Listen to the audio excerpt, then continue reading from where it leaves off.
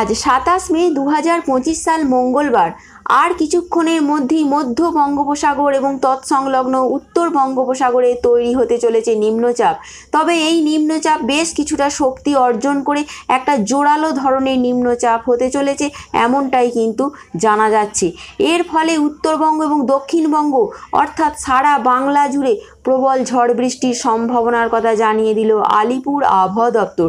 উত্তরবঙ্গে প্রবল বৃষ্টি হবে, প্রথমে দক্ষিণবঙ্গে হলুদ সতর্কতা জারি করেছে আবহাওয়া দপ্তর এবং অতি ভারী বৃষ্টির জন্য অরেঞ্জ অ্যালার্ট জারি হয়েছে বেশ কিছু জেলায়। তবে আমরা জেনে নেব আজ থেকে আগামী শনিবার এবং রবিবার পর্যন্ত কোথায় কোথায় ভারী বৃষ্টির আশঙ্কা রয়েছে, কোথায় অতি ভারী বৃষ্টি হবে। শুধু ঝড় বৃষ্টি নয়, এর সঙ্গে 30 থেকে 40 কিলোমিটার বেগে ঝোড়ো হাওয়া বইতে পারে, এমনটাই রয়েছে পূর্বাভাস। অর্থাৎ এই নিম্নচাপে সাগরে যে সিস্টেমটা তৈরি হয়েছে এবং হতে চলেছে নিম্নচাপ, এর জেরেই কিন্তু দুই বঙ্গে প্রবল ঝড় বৃষ্টির পূর্বাভাস রয়েছে।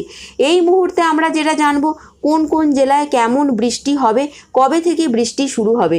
আমরা দেখতে পাচ্ছি এই মুহূর্তে প্রতিদিনই কোথাও না কোথাও ঝড় বৃষ্টি চলছে, কোথাও বা হালকা মাঝারি, কোথাও বা বিক্ষিপ্ত।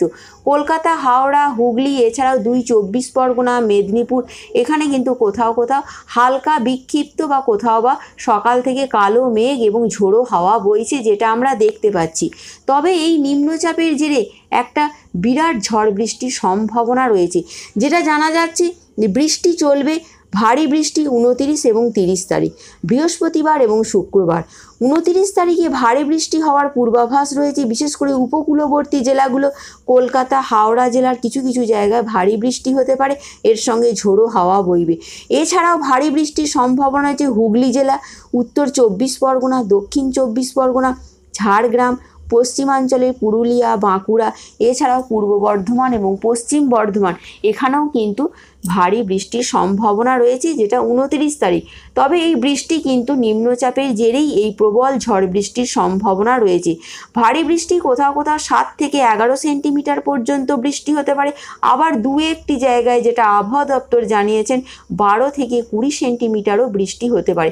অর্থাৎ প্রবল একটা ঝড় বৃষ্টির আশঙ্কা রয়েছে 29 তারিখ এবং 30 তারিখ।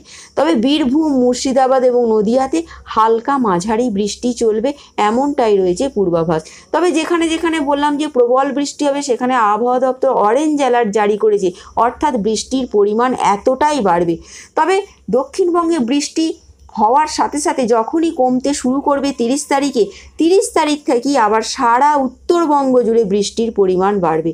ভারী থেকে অতি ভারী বৃষ্টি চলবে, যেটা দেখা যাচ্ছে যে প্রচণ্ড বৃষ্টি চলবে উত্তরবঙ্গে, যেটা ওপরের দিকের 5 জেলা, যেমন দার্জিলিং, কালিম্পং, জলপাইগুড়ি, কোচবিহার এবং আলিপুরদুয়ার। তবে দিনাজপুর এবং মালদা, এখানে হালকা মাঝারি 2-1টি জায়গায় হয়তো কিছু জায়গায় ভারী হলেও হতে পারে, এমনটাই কিন্তু পূর্বাভাস রয়েছে। তবে সবথেকে বেশি বৃষ্টি চলবে দক্ষিণবঙ্গের যে জেলাগুলোর আমি নাম উল্লেখ করলাম। তবে 30 তারিখে দক্ষিণবঙ্গে একটা প্রবল ঝড় বৃষ্টি আসছে। বৃষ্টির পরিমাণ দক্ষিণবঙ্গে 30 তারিখে অর্থাৎ শুক্রবার কিন্তু আরও বাড়বে। প্রবল বৃষ্টি চলবে, যেটা জানা যাচ্ছে হুগলিতে প্রবল বৃষ্টি চলবে, পূর্ব মেদিনীপুর বিশেষ করে সাগর এলাকায় প্রবল বৃষ্টি চলবে, পশ্চিম মেদিনীপুরে বৃষ্টি চলবে, বাঁকুড়া, পূর্ব বর্ধমান, পশ্চিম বর্ধমান, বীরভূম, এই সমস্ত জেলাগুলোতে কোথাও 7 থেকে 11 এবং 12 থেকে 20 সেন্টিমিটার পর্যন্ত বৃষ্টি চলতে পারে। অর্থাৎ সারা বাংলা জুড়ে একটা প্রবল ঝড় বৃষ্টির সম্ভাবনা রয়েছে এই পুরো সপ্তাহটা জুড়ে। এরপর আমরা দেখে নেব বর্ষা কতদূর এগুলো। ইতিমধ্যে ভারতবর্ষে বর্ষা প্রবেশ করে গেছে। কেরলে, যেটা 1 তারিখে ঢোকার কথা, জুন মাসের 8 দিন আগেই ঢুকে গেছে। মিজোরাম, মণিপুর, নাগাল্যান্ড, এখানেও বেশিরভাগ জায়গাতেই দক্ষিণ পশ্চিম মৌসুমি বায়ু ঢুকে গেছে। তবে এবার পশ্চিমবঙ্গের দোরগোড়ায়, পশ্চিমবঙ্গে 2-1 দিনের মধ্যেই দক্ষিণ পশ্চিম মৌসুমি বায়ু ঢুকবে। ইতিমধ্যে নিম্নচাপের জেরে যেটা দেখা যায় যে প্রাক বর্ষার বৃষ্টি বাংলাতে শুরু হয়েই গেছে। এক কথায় বলতে গেলে নিম্নচাপ তৈরি হতে চলেছে আজই, যার ফলে সারা বাংলা জুড়ে দক্ষিণবঙ্গ, উত্তরবঙ্গ প্রত্যেকটি জেলাতে ঝড় বৃষ্টি হবে, যেগুলোর নাম আমি আগেই বললাম। উপকূলবর্তী জেলাগুলোতে বৃষ্টির পরিমাণ প্রচুর বাড়বে, এরমটাই কিন্তু পূর্বাভাস রয়েছে।